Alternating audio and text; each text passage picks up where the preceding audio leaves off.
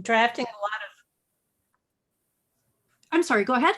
I'm actually drafting a lot of blog posts today, but I'm going to wait till I hear. Okay. Well, we hope we'll hit a few things.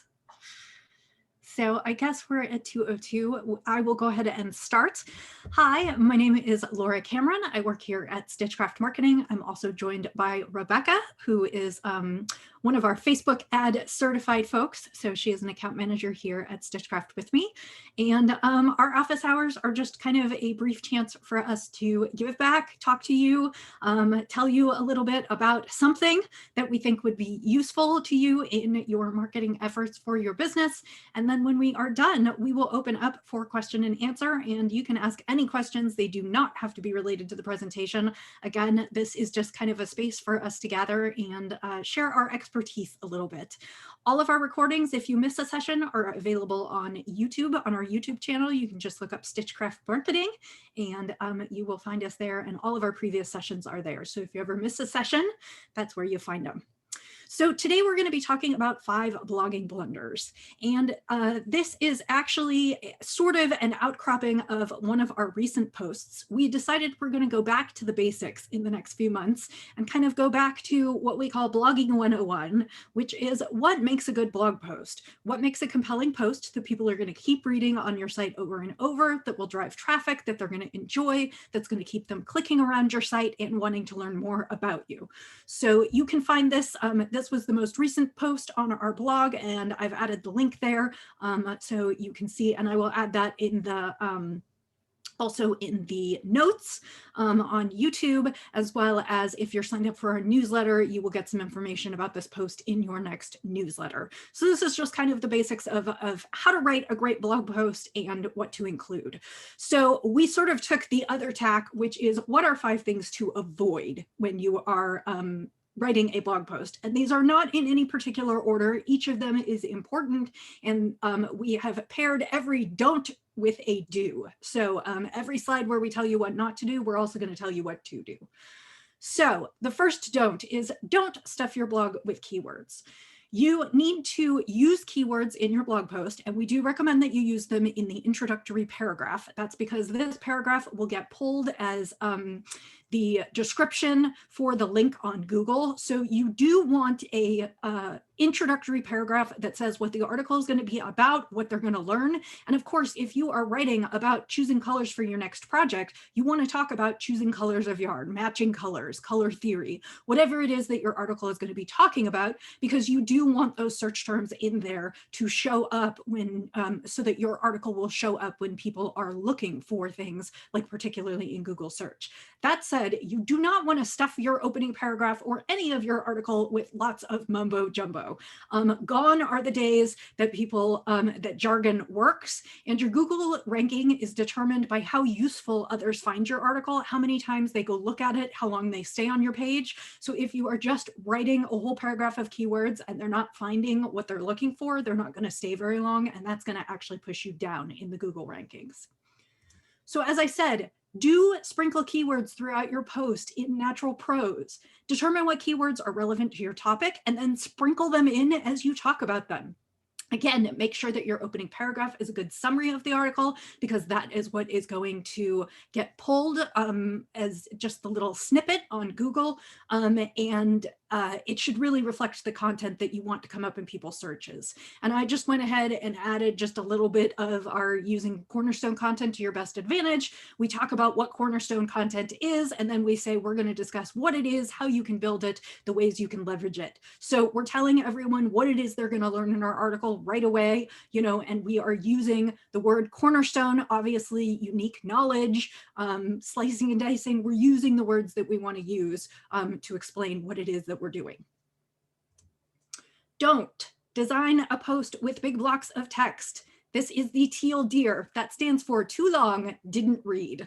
That's what happens when a lot of us click over to a website that has huge long paragraphs of text with no breaks. And we think, gosh, am I really going to read all that? Or we just scan and we miss important points. Big blocks of text are really hard to read. So keep your paragraphs short. Now, you don't have to have one sentence paragraphs, but think about the white space on your blog page. And then also think about, and we'll talk about graphics in a bit, but think about breaking up your text with other items in the blog. You really want your content to get across. And again, if people see big, long blocks of text, they're really just not motivated to read it. So the do's: break up your text and other items of visual interest. This can be photos, this can be videos, this can be links to other articles. You can use, and also just a little bit in your formatting. Use subheadings, use bullet points. If you're detailing how to do something, use step 1, step 2, step 3. Bold things that are important, or bold section headings, because these function kind of as road signs to guide the reader through the post, to let them know what each section is about. It gives your eyes a little break as you're reading through the text, and also can emphasize points that are super important. So we do recommend, give it a visual look, and don't just do text. Don't write for a generic audience. The problem when you write something to kind of appeal to everyone is it ends up appealing to no one. One size does not fit all. So do write your post with your customer avatar in mind. Who are you writing for? What are their hopes and dreams? What do they like to do? What are their common questions? What questions do you get from your customer base often? Can you turn them into a post so that they could find the answers without having to ask you? What problems can you solve for them? If you are an outpost for beginners, you shouldn't be writing posts that have tons and tons of crafting jargon in them without defining those terms. Because if your audience is beginners, they're going to need to learn what those terms mean as they go on. Adversely, if your post is if you cater to advanced knitters or designers or quilters, and you decide that you're going to do sort of more advanced techniques, don't dumb it down. Give them what they are looking for. So think about who your actual customer avatar is. And we have a customer avatar exercise, which you can find on our blog. And we also have a free worksheet that you can download to figure out who your customer is and how you can best speak to them.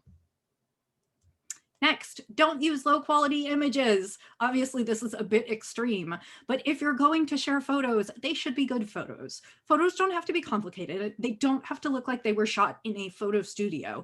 However, don't put blurry images up. These should be the best images you can find or you can take so that people are interested in them. Customers don't want to watch videos that look like the Blair Witch Project. Trust me. So sometimes that just means investing in a tripod. It means learning how to use your iPhone a little bit better. And then particularly if you are taking photographs of products, as much as you can, try and go with natural light. You can obviously use a light box and artificial light, but those things get more complicated. If you can, try for natural light and just something that shows your product or whatever your service is off to your best advantage.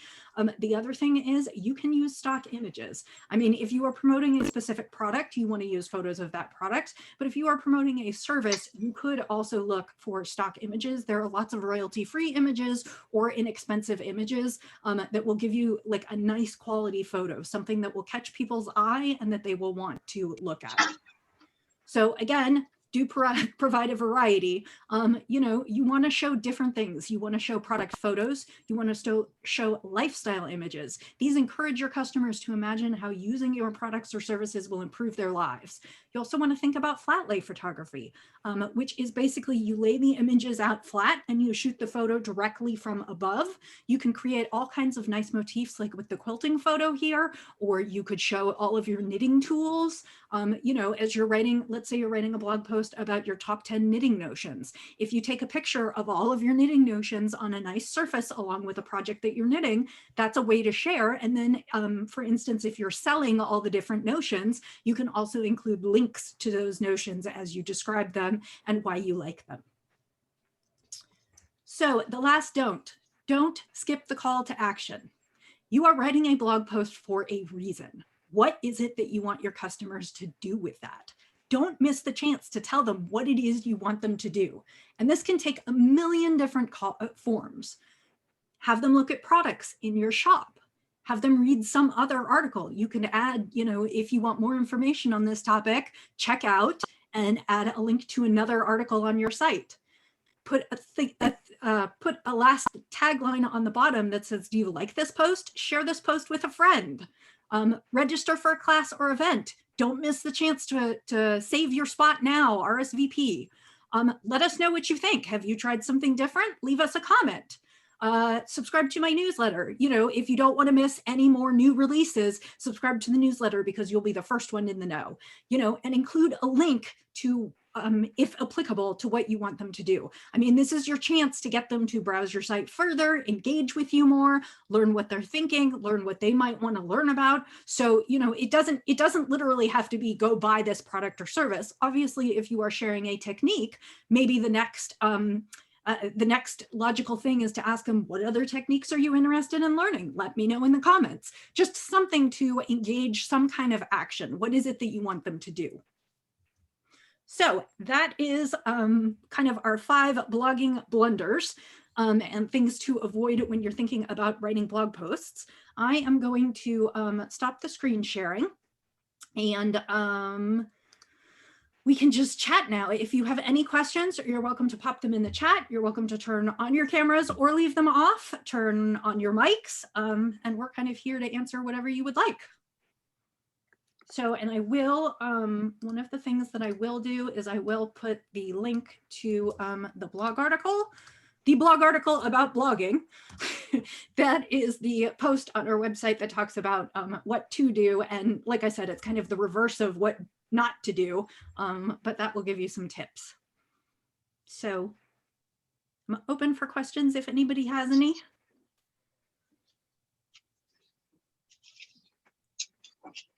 And it does not have to be about what I just presented on. It could be on anything that's come up in the last month.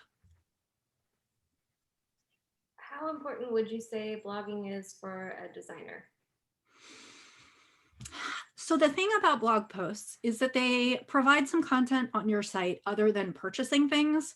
They provide the ability to give your readers a little something. And they also are evergreen in that they can keep customers coming back to your site over and over and over again. So for instance, as a designer, maybe what you would want to do is when you release a new pattern, you would want to write a blog post about the pattern. Like, what was your inspiration? How did you get started? What techniques did you think about including? Why did you make some of the design choices that you did? Just give people kind of a little bit of a behind the scenes on the pattern, because then you can also you can share to purchase the pattern, but they can also get to know you a little bit more, and it gives them something more to look at on your website rather than just, shopping. So, and of course, if at some point you were to teach or film a technique, maybe if you have a pattern that you release that has some very specific technique that you actually want to demonstrate, you can also link to the video there. So it's kind of an all-in-one package, and you could also, like, conversely, if you have a Ravelry listing for your design and you have a blog post, down at the bottom of the design, you could say, if you want to learn more about how I came up with this design, visit my website, and so you can kind of cross-link back and forth so people are following both places. So, I mean, it's not the absolute must on your list. Obviously, the top priority is designing patterns, but you could build a blog post around the release of patterns, to give people a little more background and just a little insight into who you are and what you do. So it's not like a direct sales piece, but at the end, it says, if you want to try this pattern, here's where you can purchase it. Okay. If that makes sense. Suggestions for free stock photos besides Pixabay and Pixels. I have a couple sources. Let me see, hang on. Let me see if I can remember where I parked them. So we use Canva for a lot of our graphics, and Canva does have some free stock photos. They also, if you upgrade just slightly and get a purchasing account with Canva, you also can access a huge variety of photos from there. And you do not have to pay for the individual photos. You just have to pay for the Canva membership. Canva is a graphic software. graphic design software where you can basically build Instagram posts, YouTube thumbnails, all kinds of things. It's got fonts, it's got grids, it's got ways to make collages, it's got templates. It's a really great free tool. And then, like I said, if you upgrade, and you do get some free photos with that. If you, I'm just looking to see where I put, where did we put that? I know we had a list of a few royalty free. I think I just found it. I'll copy Okay. the list here. Cool. But I do highly recommend Canva. That's what I generally use. Well, thank you very much, Victoria. She said she's at her day job and can't chime in, but thanks for this session.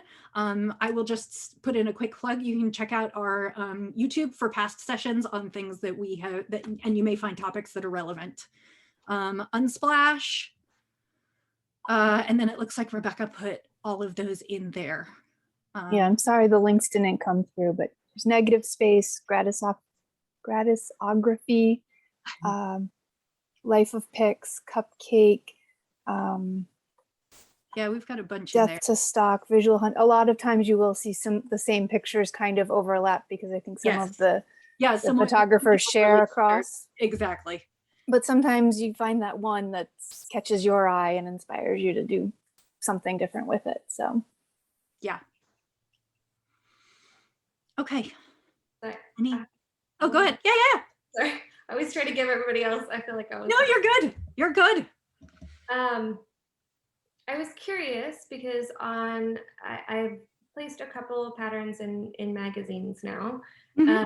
But as I was looking on Ravelry at these previous issues of magazines, mine haven't been published yet. Not a lot of people seem to be making the patterns that are in the magazine. So I'm kind of wondering, like where it's best to put my time and effort. Is it applying to these magazines? Is it maybe applying more to yarn companies or just publishing them myself? I want to make sure I'm, Yeah. working in a way that's going to get me the best, return on my time, I guess. Well, I think applying to magazines is important, particularly in the beginning when you're trying to get your name out there, because then you can say, I have been published in, which also gives you some credibility when you go back to the yarn companies and say, okay, I've had patterns published in these several magazines, and I would love to work with you.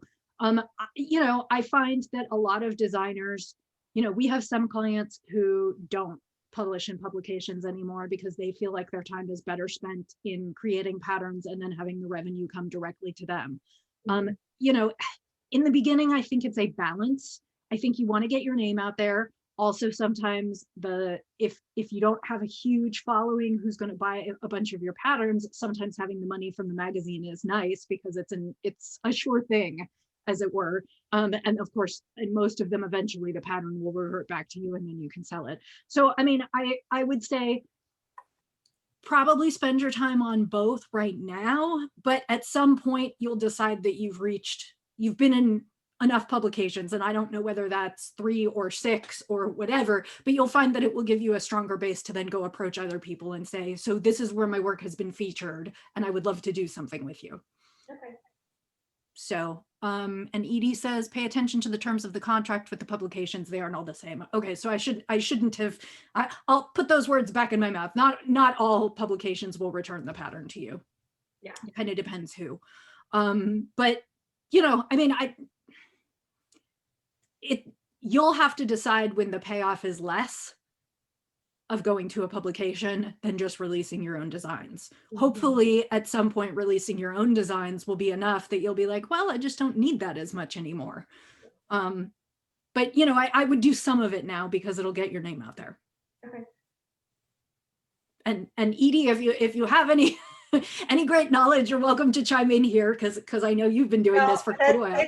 It is true that the balance, I still sometimes work for publications just because it's a sure thing and it's really hard. I've been doing this for 25 years almost, and there's no guarantee that just putting your patterns out there. I don't make very much money on my self-published patterns. They are a loss leader for me.